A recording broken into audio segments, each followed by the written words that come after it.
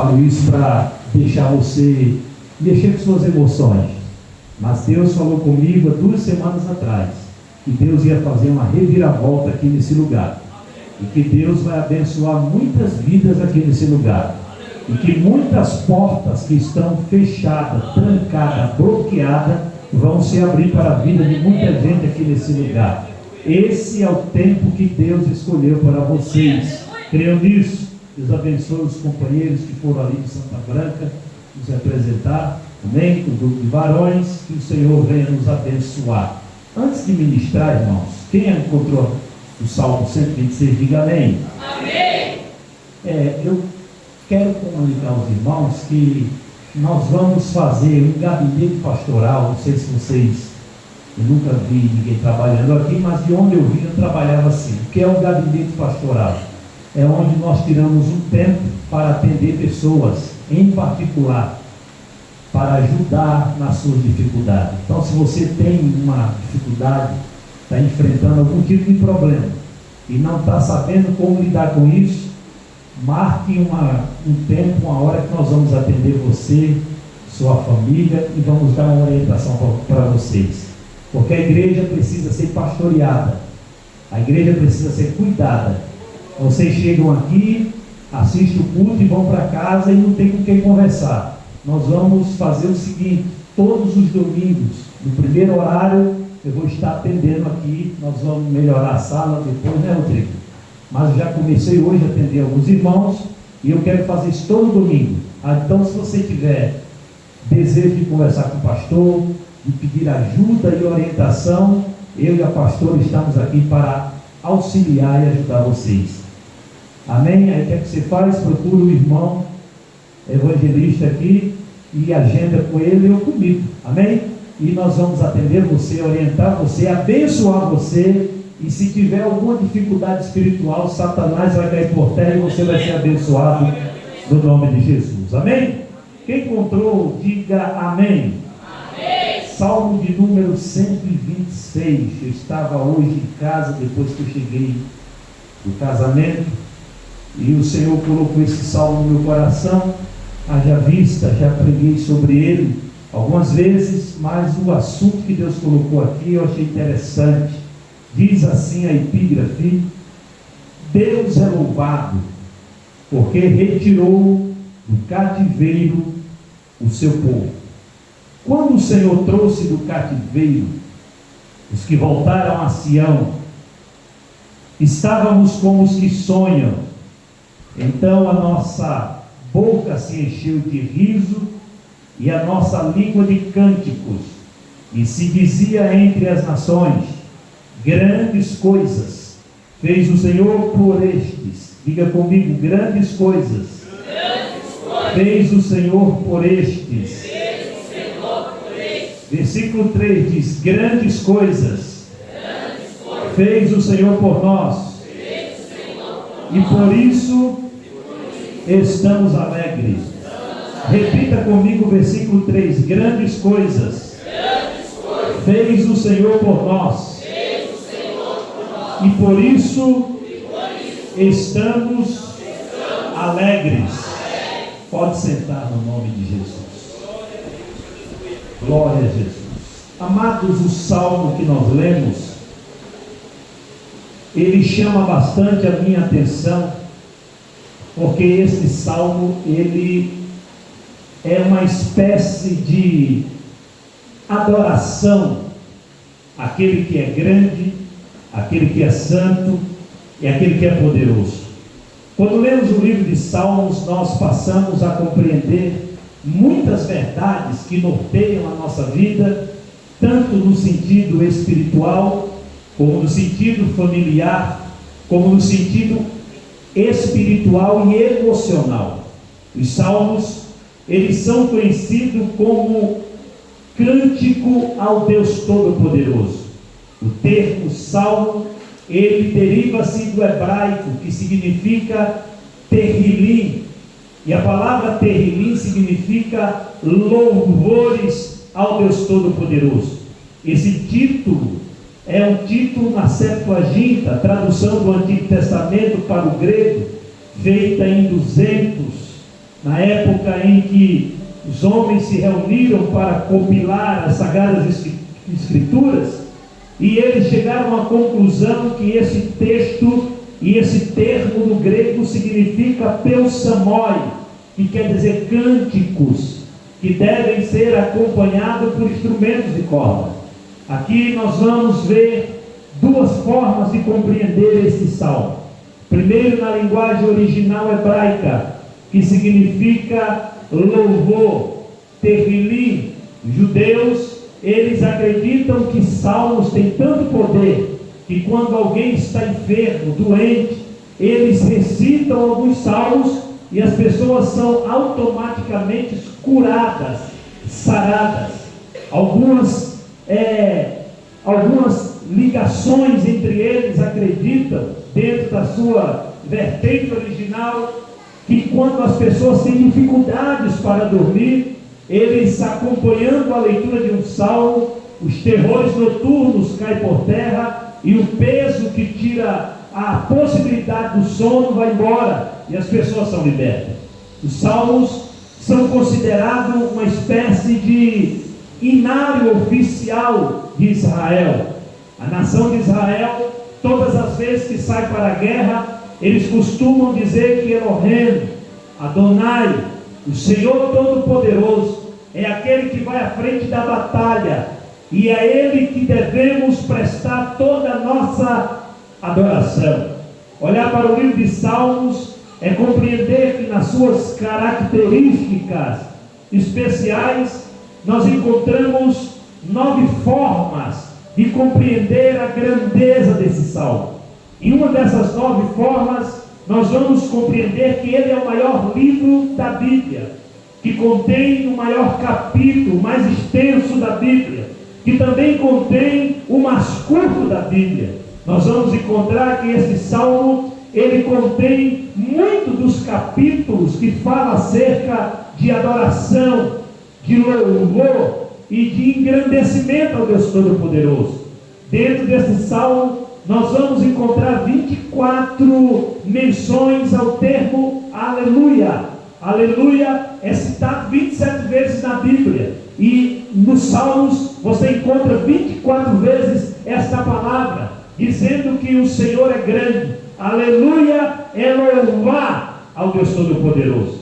Quando nós lemos o livro de Salmos, nós vamos encontrar um Deus que age, um Deus que trabalha, um Deus que peleja, um Deus que está na nossa frente, ao nosso lado, acima de nós, e nos abraçando por todos os lados, como aquele que nos protege, que nos guarda, que nos acalenta, que nos inspira, que nos aviva, que nos cura, que nos sara, que nos levanta, que nos restaura, que nos restitui, que nos coloca de pé e que nos dá a direção correta. Quando olhamos para o Salmo de número 126, nós vamos encontrar um título que diz que ele é um cântico dos degraus. E o cântico dos degraus representa a expressão máxima quando os peregrinos de Jerusalém iam para o templo adorar ao Senhor, e por gratidão a Deus, quando eles subiam as escadarias, eles iam louvando e dizendo que Deus é o Senhor e que Ele deve ser adorado sobre toda a terra. Olhar para este salmo, nós vamos encontrar aqui, dentro desses versículos que lemos, uma espécie de um tratamento de Deus para nos abençoar. Trata-se aqui de uma expressão idiomática, significando que quando o Senhor restaurou a prosperidade de Sião, Ele trouxe uma restauração tão profunda que o povo viu a mão de Deus estendida sobre eles. Olhar para este salmo é compreender a grandeza de Deus. E o termo, o texto, o tema deste salmo, ele vem trazer para nós a espécie de uma restauração. E a palavra restauração, ela vem do latim, que quer dizer restaurar, é arrumar, reparar, consertar, colocar as coisas no lugar. E eu vim aqui esta noite dizer aos senhores e senhoras que Deus quer colocar as coisas no lugar na sua vida. Deus quer restaurar a sua vida. Deus quer arrumar a sua vida. Deus quer consertar a sua vida. Deus quer mudar a sua história. Olhando para esta palavra, nós vamos entender que restaurar é estabelecer, colocar no lugar aquilo que saiu do lugar. Estas madrugadas, quando orava ao Deus Todo-Poderoso, o Senhor falava em meu coração que Deus ele vai restabelecer na vida de muitas pessoas a paz, a bênção, a saúde e a prosperidade espiritual em todas as áreas da sua vida. Olhando para o Salmo, nós vamos compreender que esse Deus ele é poderoso e ele é grande porque ele é fiel. Quando olhamos para a palavra restaurar, alguém pergunta para mim, pastor, o que será que devemos restaurar nesses últimos dias? Restaurar algo que foi destruído. Muitas das vezes é mais fácil do que recomeçar tudo de novo. Reformar uma casa ou um objeto não é fácil, mas é muito boas vezes, fica muito melhor antes, e é muito recompensador ver algo que antes estava acabado, restaurado. Quando você vai restaurar uma casa, quem trabalha com obra sabe, ou quem não trabalha também sabe, o período da reforma é turbulento, o período da reforma é desconcertante, o período da reforma é algo que tira o conforto, é desconfortável. No período da reforma, as coisas ficam fora do lugar, os móveis ficam fora do lugar, às vezes até o lugar de dormir fica fora do lugar. Mas quando a reforma acaba e você olha para a obra feita, você vai dizer, valeu a pena reformar esta casa. É isso que está acontecendo. Tem muita gente aqui que está passando por uma reforma e não está entendendo nada. Por quê, pastor? Porque as coisas estão fora do lugar. As coisas saíram do lugar de repente. E você chegou aqui dizendo, pastor, está turbulento. Eu não sei o que fazer. As coisas tomaram outro rumo. Eu perdi o controle das coisas que estavam em minha volta. Deixa eu dizer uma palavra para você. Não tenha medo. Deus está trabalhando. E a reforma dele está sendo feita na sua vida. Daqui a pouco você vai dizer, valeu a pena passar por isso, porque a reforma vai terminar e a restauração de Deus vai chegar na sua vida. Quem crê nessa palavra? Tem muitas pessoas aqui que estão enfrentando isso. Quando eu olho para as palavras do Salmo 126, afirma que Deus pode enviar sua restauração, semelhante ao deserto de Negev. Lá nos versículos últimos ele vai falar sobre essa restauração. E aí nós vamos entender que a minha vida, a sua vida, a nossa família, a nossa igreja, todos nós que estamos aqui, seja pastor ou não, estamos precisando de uma restauração. Nós estamos vivendo um tempo de frieza espiritual. As pessoas estão vindo cultuar, mas estão saindo vazias dos cultos e vivendo a mesma vida, vivendo na mesmice, sem novidade de vida, sem mudança de vida. As pessoas estão desanimadas, as pessoas estão desencorajadas. Elas vêm à igreja muitas das vezes como se fosse um dia qualquer, para a sua mente sanar, a sua consciência ficar quieta acerca do que você deveria fazer, estar os domingos na igreja. Mas eu olho para a palavra e eu entendo dentro dessa frase, dessas palavras que eu estou dizendo, que algo está faltando. E o que está faltando para a igreja, pastor? O que está faltando para a igreja é poder espiritual, unção do Espírito Santo, fome de Deus, paixão pelas almas perdidas. Nós estamos precisando voltar ao primeiro amor e sermos cheios da presença do Deus Todo-Poderoso. O que é que nós estamos precisando, pastor? Nós estamos precisando de voltar a amar a Deus de todo entendimento, de todo coração, de toda a nossa alma. Pastor, o que está precisando, está faltando. Não é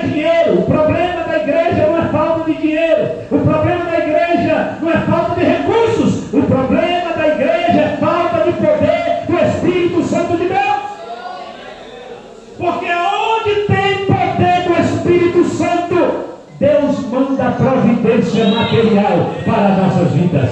Nós não estamos precisando de ganhar muito dinheiro, não.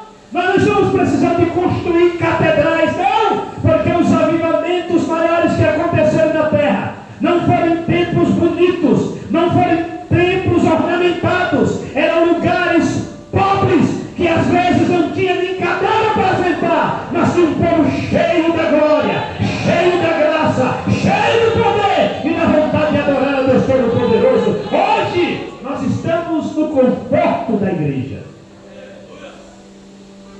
Nós estamos confortáveis demais. E nessa zona de conforto nós estamos frios, calculistas, sem amor, sem expressão de humanidade. E estamos vivendo como se fosse cada um no seu quadrado. Ninguém estende a mão para ninguém. As pessoas se preocupam em chegar à igreja para olhar a roupa da outra, o cabelo da outra, a vida da outra, mas não se preocupam em chegar à igreja, dobrar o joelho e dizer: Deus, eu quero hoje ser cheio do teu Espírito Santo e sair daqui para fazer a tua obra. Nós estamos preocupados com a estética, com a marca da roupa, com a marca do sapato, com a marca do cabelo, do tênis, com o corte de cabelo, com a maquiagem que usa, com o carro que andamos, com as coisas que temos para as pessoas ver. Nós estamos querendo impressionar pessoas com nossa aparência, mas estamos esquecendo de impressionar o céu com a nossa vida dobrada perante ao Deus Todo-Poderoso e dizer: Senhor, eu quero ser cheio do teu Espírito Santo, porque eu quero sentir a tua glória toda a minha vida. Esse salmo retrata isso. Esse salmo fala acerca dessa restauração. Esse salmo fala-nos de restauração. Ele descreve aqui 3 períodos na vida do povo de Israel. O primeiro período ele fala do período passado. E aí nós vamos entender que no versículo 1 e 3, ele fala sobre o passado. Nós temos uma história de salvação a contar. Nós temos um passado de glória para agradecer. Antigamente quem era eu? Antigamente quem era você? Aí nós nos encontramos com o dono da bênção. Ele nos libertou, escreveu nosso nome no livro da vida, nos arrancou das garras de Satanás, nos deu o Espírito Santo e poder sobre as nossas vidas e colocou sobre nós o selo indelével de Deus sobre as nossas vidas. O nosso passado, se fosse contado aqui, aberto uma tela, tem gente que olha e diz: mas ele era assim, o que aconteceu? Foi o poder de Deus que trouxe mudança para a vida do pastor Carlos e para a vida da igreja. Então nós precisamos entender que dentro desse período, o passado, nós temos uma história de salvação a contar, um passado de glória. Nós temos para agradecer ao Deus Todo-Poderoso. Versículo 1 diz: quando o Senhor trouxe do cativeiro os que voltaram a Sião, estávamos como os que sonham. Perceba essa expressão idiomática desse autor. Ele usa a expressão quando denota um momento, um tempo que nós projetamos quando estamos vivendo em momentos de crise. Quando é uma expressão que nós projetamos quando estamos sonhando, quando estamos criando expectativas acerca do futuro. Por exemplo, alguém que está aqui diz: olha, quando eu ganhar melhor, eu vou fazer isso. Quando eu estudar e me formar, eu vou fazer isso. Quando eu me aposentar, eu vou fazer assim. Quando denota um tempo que nós projetamos. E eu quero dizer aos irmãos esta noite que o quando de Deus está chegando para a sua vida. O quando é o tempo dos acontecimentos. Deus vai tirar você da zona das expectativas e vai colocar você na zona da realidade. Você vai ver coisas passadas que estão esquecidas da sua memória. Deus trazer à tona e materializar milagres extraordinários na sua vida. Quem crê nessa palavra? Tem coisas que você projetou, que você já até esqueceu. Mas Deus não esqueceu. Deus vai trazer à tona. Deus vai materializar as coisas do mundo invisível para se tornar visível no mundo material. Porque as expectativas serão geradas em cima das promessas. E as promessas de Deus vão acontecer na sua vida, porque o Senhor é poderoso. Mas esse quando aqui, na expressão deste versículo, vai falar do tempo que o Senhor fez uma grande obra. Quando o Senhor, a palavra Senhor, podemos compreender de várias formas, mas o termo hebraico para esta palavra vem do termo que significa Elohim. Elohim é aquele que faz existir aonde não existe. A palavra Senhor, lá quando nós olhamos na tradução da Septuaginta, do Novo Testamento, ela vem de dois termos. O primeiro termo que se usa para Senhor, do grego do Novo Testamento, é Kyrios, que significa aquele que tem poder para fazer acontecer muito mais além daquilo que pensamos. Existe uma palavra, Senhor, para um termo que vem de um nome chamado cosmocrata. Cosmocrata é uma palavra que se dirige ao nosso inimigo. Ele não tem poder para fazer existir, ele vai tomar a força. O diabo, quando quer algo, ele não bate a sua porta, ele arromba a sua porta, ele entra sem pedir licença. O nosso Deus é um gentleman. Quando ele quer, ele bate a porta do seu coração. Se você abrir, ele entrará e será com você, e você será com ele. Por que ele está dizendo isso? Porque ele está pedindo permissão a você, dizendo: eu quero entrar, eu quero mudar a tua história, eu quero mudar teu casamento, eu quero mudar a tua casa, eu quero mudar teus pensamentos, eu quero mudar a tua rota de vida, eu quero mudar a tua história, eu quero mudar a tua vida nesses últimos tempos. E o que você precisa fazer? Abrir a porta para ele entrar. Porque quando Deus entra, Satanás tem que bater retirada. Quando Deus chega, a doença sai. Quando Deus chega, o diabo cai por terra. Quando Deus chega, as bênçãos chegam junto com ele. Então, se você deixar ele entrar, a bênção vai ser grande. Quando o Senhor, essa expressão é uma expressão de lembrança. Quando o Senhor trouxe, veja que o termo Senhor não dá nenhum direito de alguém teologicamente dizer: foi um anjo que desceu no cativeiro para tirar o povo. Porque o cativeiro tinha um tempo determinado, 70 anos. 70 anos, nem um dia, nem um minuto, nem uma hora. Dentro desses 70 anos eu aprendo três coisas. Primeiro, que tudo que Deus faz, Ele faz perfeito. Segundo, quando Deus age, ninguém impede. Terceiro, a porta que Deus abre, ninguém fecha. Mas a porta que Deus fecha, homem nenhum pode abrir na face da terra. Dentro disso, nós aprendemos que aqui existe um tempo, 70 anos, e o tempo é dividido em três fases: início, meio e fim. Todo crente passa por essas fases. Início, fase difícil.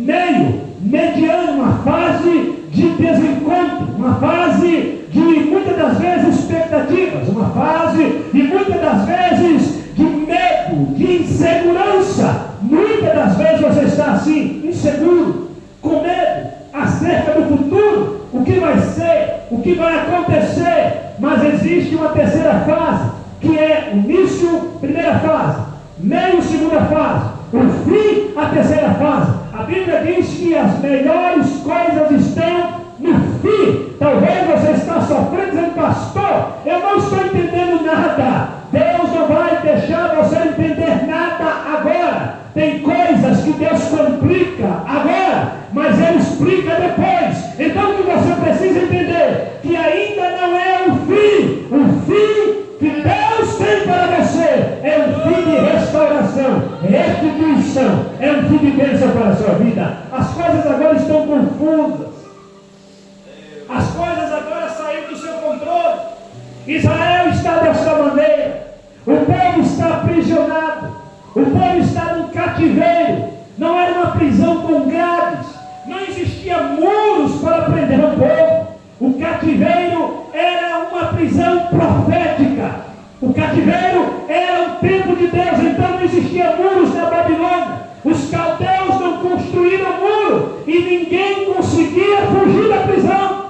Não tinha cerca e ninguém conseguia fugir da prisão. Por quê? Porque Deus tinha determinado uma cerca espiritual. Aqui ninguém entra, aqui ninguém sai. É 70 anos, pode fazer o que for, porque o meu tempo vai se cumprir sobre a face da terra. Quando você está no tempo de Deus, você não consegue sair, você não consegue fugir, você não consegue tomar decisões sem que Ele determine algo na sua vida. 70 anos, o povo passaram os 70 anos, o povo oraram, e diz a história que quando o povo é levado ao cativeiro, eles são aprisionados, e dentro dessa história havia um povo rebelde, havia um povo idólatra, havia um povo que pecaram, mas no meio desse povo existia crentes, homens fiéis, como Ezequiel, que estava no meio dos cativos. Ezequiel, que estava entre os demais. Ezequiel, que era um dos jovens que queria, que almejava ser um sacerdote. Quando o cativeiro acontece, quando a Babilônia dá sobre o sul de Jerusalém e leva 50 mil judeus na primeira leva, na segunda leva, na terceira leva, todos aprisionados, e eles vão para o cativeiro. Quando eles estão no cativeiro, Ezequiel capítulo de número 1, versículo 1, diz que Ezequiel vai falar: e aconteceu que no 26º dia estava eu assentado à beira do rio Quebar. Quando eu olhei para os céus, eu vi visões de Deus. Os seus olhos se abriram e ele viu visões de Deus. O cativeiro para alguns é prisão, para outros é um momento de experiência com Deus Todo-Poderoso. As crises para alguém é um momento de tortura, para alguns homens é a oportunidade de ter uma experiência com Deus Todo-Poderoso. O que é que eu quero dizer com isso? É que nessas lutas que você está passando, Deus tem uma experiência nova para dar para você. Nessas crises que você tem vivido, Deus quer mostrar que Ele é o Senhor da sua vida. Nessas batalhas que você tem enfrentado, Ele quer mostrar que Ele é o condutor da tua história, o autor da tua história. É Ele que cuida da sua vida e peleja em favor da sua vida. Quando olhamos para isso, nós vamos entender que esse povo está lá no cativeiro. E então o texto diz: quando o Senhor, veja bem, quando chegou o tempo de Deus agir, Deus não mandou arcanjo, Deus não mandou querubim, Deus não mandou serafim, Deus não mandou Miguel, Deus não mandou Gabriel. O texto vai dizer que o Senhor, Ele mesmo desceu, Ele mesmo trouxe. A palavra trouxe quer dizer, Ele pegou com mão forte e o resgatou de um lugar de impossibilidades e trouxe para uma terra de cânticos, mostrando a sua grandeza. O texto diz: e o Senhor trouxe do cativeiro os que voltaram a Sião. Veja a geografia desta obra. Eles estavam no cativeiro, saíram do cativeiro, Deus os tirou do cativeiro e os levou para Sião. Sião significa lugar de origem, aonde está as bênçãos do Deus Todo-Poderoso. Cativeiro representa lugar de crise, lugar de sofrimento, lugar de humilhação, lugar de pelejas. Deus falando conosco esta noite, que Deus vai arrancar alguns aqui esta noite, que Deus vai pegar alguém aqui esta noite, tirar você de um tempo de crise e te levar para a terra da origem da tua vitória. Deus vai recolocar você na posição de bênção. Quem crê nessa palavra? Você pode dizer para o seu irmão: se prepare, tem algo novo para a sua vida. Quem crê nessa palavra? Tem algo novo para a sua vida, Antônio. Tem algo novo para a sua vida, irmão Luiz. Tem algo novo para a sua vida, Zé Paulo. Tem algo novo chegando aí. Há um tempo de mudança. E se eu fosse você glorificar o nome do Deus Todo-Poderoso, a fase difícil vai acabar. Porque Deus vai começar a cumprir o que Ele prometeu para você. Pastor, e as lutas vão acabar? Não. Enquanto a igreja estiver na terra, nós teremos luta, mas o cuidado de Deus estará conosco, a mão de Deus estará conosco, a bondade de Deus estará conosco, o refrigério de Deus estará conosco. O que você precisa entender é que Deus tem um tempo determinado para agir nas nossas vidas. Vou repetir. Deus tem um tempo determinado para agir nas nossas vidas. Deus tem um tempo determinado para agir nas nossas vidas. Quando olhamos para este salmo, nós vamos encontrar nesse salmo, ele escreve esses três períodos. O primeiro período passado, o segundo período, o presente. Nós temos um desafio presente a enfrentar, um presente de crise. Nós temos a terceira etapa, que é o futuro. Nós temos um investimento futuro a fazer, um futuro de investimentos da obra do Deus Todo-Poderoso. O mesmo Deus que agiu no passado é o Deus que age no presente. O mesmo Deus que restaurou no passado é o mesmo Deus que restaura no presente. O mesmo Deus que tirou o seu povo de grilhões da escravidão e restaurou a sua terra é o mesmo Deus que pode mudar a nossa sorte esta noite aqui nesse culto, se Ele quiser, porque Ele é poderoso para mudar a sua vida. Se Ele quiser te curar hoje, Ele te cura hoje. Se Ele quiser abrir a porta hoje, Ele abre a porta hoje. Se Ele quiser mudar a tua história hoje, é hoje que Ele muda a tua história. É hoje que Ele muda a tua história. Quando eu olho para este salmo, eu entendo as maravilhas que Deus fez ontem, e Ele deve nos inspirar a buscar a Deus com mais fervor. Nós vamos entender que nós somos uma igreja histórica, mas nós não vivemos apenas de história, nós não moramos no passado, nós ficamos com o negócio de usar o saudosismo, que antigamente, irmão, era tão bom, antigamente, irmão, era assim, e antigamente era assim. O Deus de antigamente é o mesmo Deus de agora. O Deus que batizava com o Espírito Santo antigamente, Ele ainda batiza agora. O Deus que fazia mover na igreja pequena e simples antigamente, Ele ainda faz o mover agora. E o que é que mudou, pastor? Foram nós que mudamos, somos nós. Deus não mudou, nós mudamos. Nós trocamos o tempo de oração por outras coisas. Nós trocamos o tempo da leitura da palavra pelas redes sociais. Nós trocamos o tempo que temos para louvar a Deus por coisas banais. Tem pessoas que passam a madrugada toda, irmãos, zapeando nas redes sociais e não ora 10 minutos, que não tem força para orar. Aí quando chega na igreja, ele quer ver milagre, ele quer ver o poder de Deus, ele quer ver avivamento. Como que Deus vai avivar um povo morto?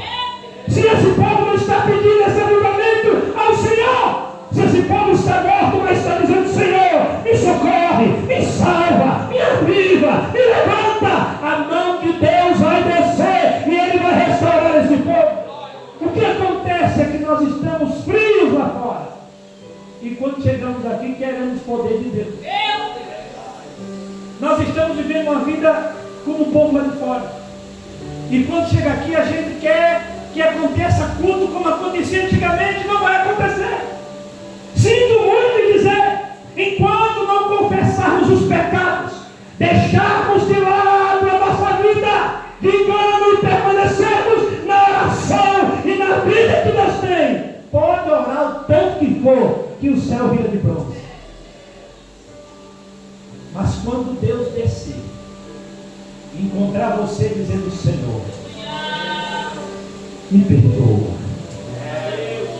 eu sou tão falho, eu não quero mais viver isso, me restaura, Oh Senhor, eu quero voltar a sentir a tua presença.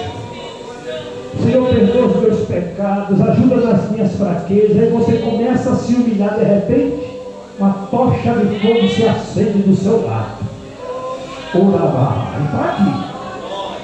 Aí começa você a sentir a presença do nego Nazareno, e de repente um fogo sobe, e você está em lágrimas, porque perdão chegou, e Deus está dizendo agora: encontrei um coração aquebrantado, e aonde tem coração aquebrantado, tem manifestação do poder de Deus. E o que nós estamos fazendo?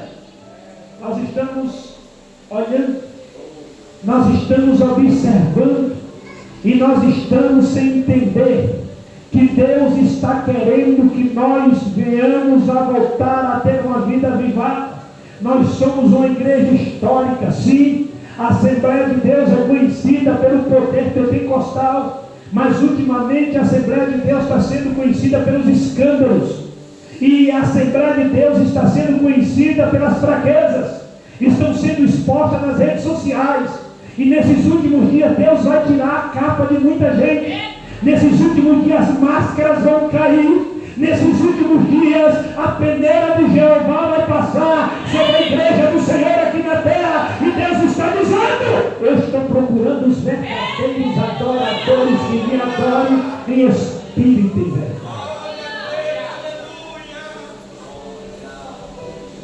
Tem coisas que dá vontade de falar, mas eu não vou falar. Mas guarda essa palavra: Jeová vai peneirar a igreja. Só ficará os sinceros. E quem é os sinceros? Porque tem gente que está na igreja dando nome de muito santo, mas ele só é santo quando está na sua frente. Deus não quer saber da sua hipocrisia, Deus quer saber da seu compromisso com Ele.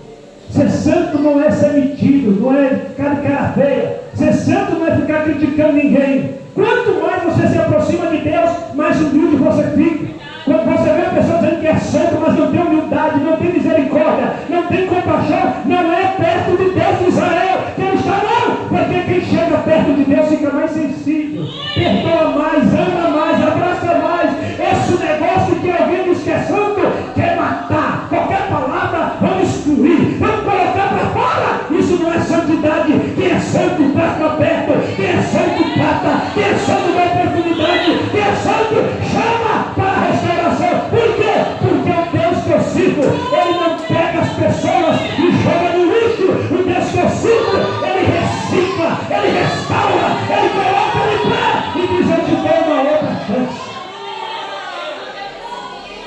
Santo demais, mas não tem compaixão de ninguém. Esse tipo de santidade não vem do céu. Santidade é aquela de Moisés. Deus falou: vou riscar, vou matar esse povo, vou acabar com esse povo. Aí Moisés falou: se tu fizer isso, tu risca o meu nome. Acaba corajoso. E Deus olhou para Moisés e não fez nada com o povo por causa da misericórdia de Moisés. E talvez você está aqui esta noite, eu vou lhe dar um conselho.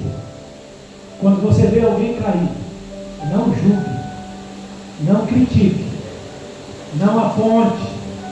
Aquele que está em pé, olhe para que não caia. Aquele que caiu, ele pode ser restaurado, mas aquele que está em pé, se não vigiar, um dia pode cair. Então, se você encontrar alguém na beira do caminho caído, estenda as mãos, diga para ele que a igreja acolhe, diga para ele que a igreja restaura, diga para ele que a igreja está aqui para estender as mãos e colocar de pé. Diga para ele que a igreja não é lugar de santos, a igreja é lugar de pessoas em processo de transformação. É um dia se libertando de uma coisa, outro dia se libertando de outra. Aqui é um processo, cada qual tem sua fraqueza. Se Deus abrisse aqui esse telão e mostrasse minha fraqueza, suas fraquezas, fraqueza 2, saia todo mundo correndo daqui, porque aqui é lugar de Deus restaurar, aqui é lugar de Deus mudar a nossa história. E voltando o texto, eu não vou ficar bravo, porque eu fico triste. Essa semana o irmão me ligou: pai do Senhor, pastor, fazia 8 anos que ele não falava comigo. Pastor, o senhor está sabendo? Falei: pai do Senhor, mano, sabendo de quê? Cadê você? Você sumiu, desapareceu. Não, varão, estou te ligando, você lembra do fulano de tal? O que é que foi? Varão, ele caiu. Eu falei, mas você me ligou para falar disso? Eu falei, já que você me ligou, amanhã é quarta-feira, vamos fazer um jejum por ele, para Deus restaurar a vida dele, levantar ele, colocar ele de pé. Porque às vezes o camarada é o maior ganhador de alma. Aí ele teve a sua fraqueza, caiu, o que é que o povo faz? Enterra ele. E os trabalhos que ele fez? A memória de Deus não é curta igual a minha sua, não, irmão. A memória de Deus está lá, ele fez, Deus tem galardão para dar para quem fez. Deus não é homem justo, Deus vai restaurar se colocar novamente. O que eu quero dizer aos irmãos dessa igreja, aqui, enquanto eu fui pastor, eu não aceito ninguém apontando ninguém, julgando ninguém, falando mal da vida de ninguém. E se tiver fofoca, não venha contar para mim nem para minha família, porque nós estamos aqui para orar, para Deus restaurar, levantar, colocar de pé, porque é isso que nós estamos aqui. Nós estamos aqui para pastorear.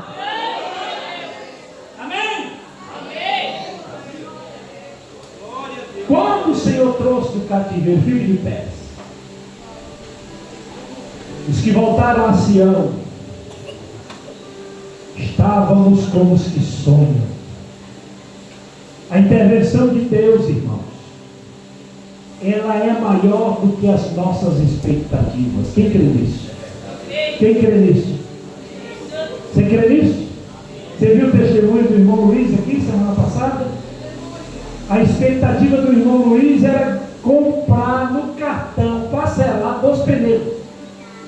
Só que a intervenção de Deus trouxe 4 pneus para ele e um tanque de gasolina. Ele não precisou de comprar no cartão de crédito. Então, a ação de Deus, a intervenção de Deus é maior do que as suas expectativas. Não entendi, pastor, vou lhe explicar. Você está esperando algo, mas o que Deus vai fazer vai ser além daquilo que você está esperando. Quem crê nessa palavra? Quem crê nessa palavra? Você está esperando algo acontecer, mas o que Deus vai fazer vai ultrapassar o que você está esperando. Você crê nessa palavra? Você crê nessa palavra? Olha para o teu irmão, pede licença a ele e diga: o que Deus vai fazer vai te surpreender de uma forma tão grande que você vai ficar boca aberta. É isso que vai acontecer. Deus vai agir de forma poderosa. Se fosse você, eu estava glória a Deus.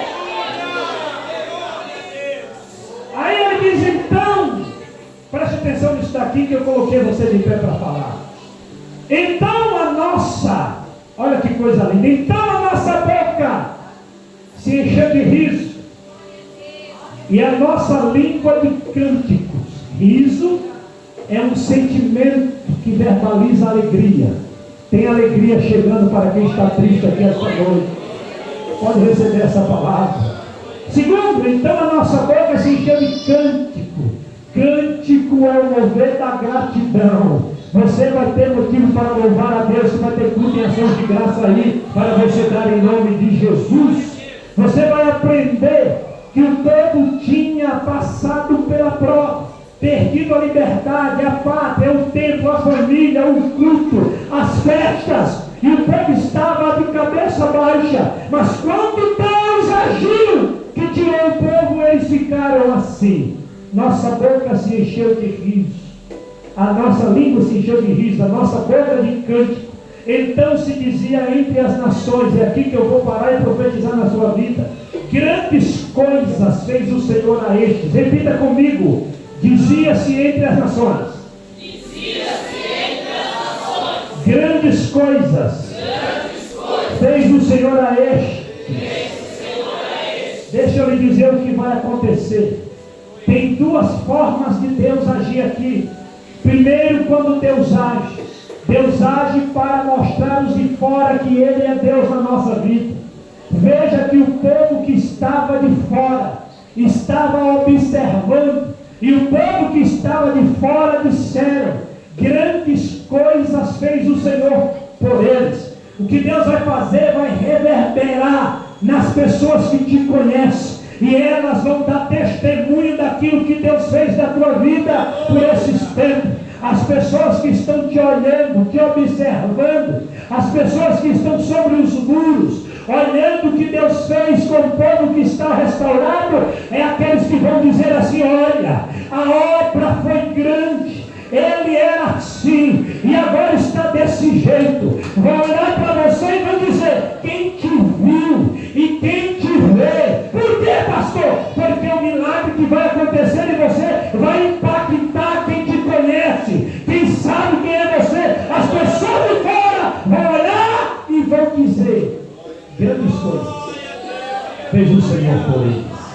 Até aí tudo bem, mas aqui o texto diz: grandes coisas, versículo 3. Fez o Senhor por nós. Diga comigo: grandes coisas. Grandes coisas. Fez o Senhor por nós. E por isso estamos alegres. Deus agora vai fazer algo para você entender que Ele é Deus na sua vida. Existem pessoas na igreja que são abençoadas até o tutano, como diz o povo da minha terra. Existem pessoas na igreja que são fiéis, dizimistas, são prósperas. Existem pessoas na igreja que são pessoas que são abençoadas. Onde põe a mão, Deus abençoa. Porém, existe um grupo de pessoas que são abençoadas, mas não são realizadas. O que é isso, pastor? São pessoas que estão aqui, que são abençoadas, mas não são realizadas. Falta algo para produzir uma alegria maior dentro do coração dela. Quem são essas pessoas? Ana era uma mulher abençoada. Ana era a esposa de Eucana. Ana subia ao templo para adorar, para orar. Era uma mulher abençoada, mas Ana não era realizada. Por quê? Porque faltava Samuel. E talvez você entrou aqui esta noite com esse povo abençoado, mas não realizado. E eu estou aqui profetizando que as bênçãos das grandes realizações de Deus vão chegar na sua vida. Deus vai realizar coisas na sua vida que você espera há muito tempo que aconteça, e você vai sair daqui não só abençoado, mas realizado. Quem crê nessa palavra? Quem crê nessa palavra? Quem crê que tem realizações de Deus chegando aqui? Rapidamente, para mim não tomar tempo. Quem quer receber uma bênção da realização? Vem aqui na frente, receber uma oração. Correndo, que eu não vou perder tempo. Eu quero abençoar você. Deus quer abençoar a sua vida. As bênçãos das realizações, as grandes realizações de Deus vão acontecer na sua vida. Tem gente que vai vir aqui dar testemunho do que Deus fez na sua casa. Pode subir aqui, pode subir. Deus vai realizar milagres na sua vida. Eu estava vendo a irmã Kilma aqui contando um testemunho, falando sobre Abraão. Aí, cadê minha esposa? Está por aí. Eu lembrei do pastor Nilton. O pastor Nilton falou que eu sou Abraão, né? Mas por que eu sou Abraão? Porque depois de velho tive um menino novo. Aí ele disse que eu sou Abraão, né? Abraão, depois de velho, teve Isaac. Mas eu recebo essa palavra, porque nós vivemos pautados na fé. E a Bíblia diz que sem fé é impossível agradar a Deus. Não tem como você agradar a Deus se você não tiver fé. Então eu vou orar por você hoje à noite. E eu vou ministrar que as bênçãos das realizações de Deus vão chegar na sua vida. Pastor, o que é que eu faço? Enquanto eu estiver orando, você vai apresentar a Deus o que você precisa que Deus realize. Não precisa falar alto. Fala só com você e Deus aí. Apresente essa causa a Deus. Você está diante do altar. Todas as vezes que alguém vem ao altar, o altar responde a ele. Tem resposta de Deus aqui esta noite para a sua vida. Em nome de Jesus, Senhor, nós apresentamos o teu povo que está aqui nesta noite. Ó Deus, eu ministro sobre os teus filhos, que as grandes realizações cheguem sobre a vida deles. Deus, eu ministro sobre as mães estéreis. Ó Deus, aquelas que ainda não geraram filho material, mas são mães da fé, que o Senhor venha fazer com que esse ventre venha gerar filhos. Os pais que não conseguem gerar, que venham gerar filhos. Eu ministro sobre esse homem enfermo, essa mulher enferma, a cura desse mal. Em nome de Jesus Cristo, as portas que estão fechadas, que se abram nessa noite, e teu nome seja glorificado. Senhor amado Deus querido, eu abençoo os teus filhos nessa noite. Eu ministro sobre eles as grandes bênçãos das redes partir desta noite eles saiam daqui dizendo: grandes coisas fez o Senhor por nós, e por isso estamos alegres. Deus, eu abençoe essa casa, eu abençoe essa família, eu repreendo toda a obra do inferno contra essa pessoa, e em nome de Jesus eu abençoo os teus filhos, e quem crê diga amém.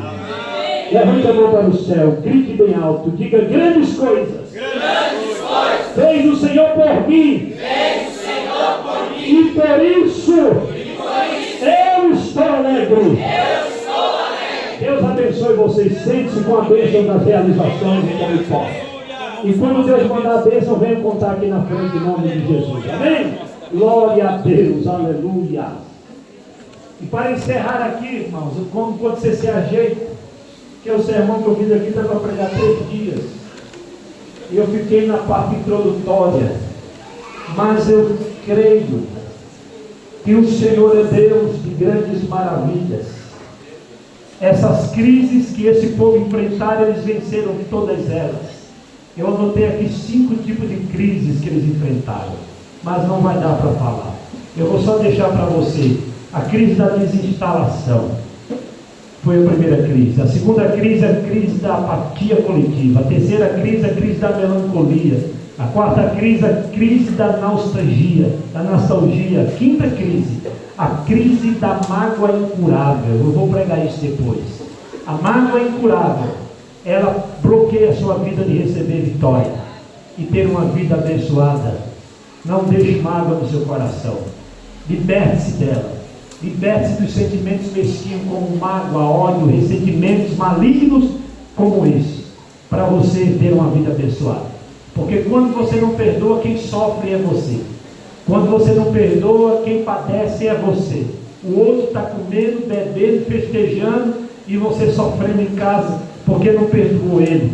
O outro está dormindo e você vai dormir, e ele vai para a cama, deita do seu lado e fica no seu ouvido até de manhã porque você não perdoou. A mágoa, ela vai contigo viajar, ela vai contigo para o exterior, ela vai contigo para qualquer lugar. Por isso você precisa entender uma coisa: liberte-se e seja livre, e Deus te abençoará em nome de Jesus. Amém? Amém, amém, irmão? Amém. Tem alguém esta noite que entrou aqui num cativeiro terrível, afastado da igreja, não é crente, e diz: pastor, hoje eu quero entregar minha vida para Jesus, eu quero aceitar Jesus como meu Salvador. Tem alguém?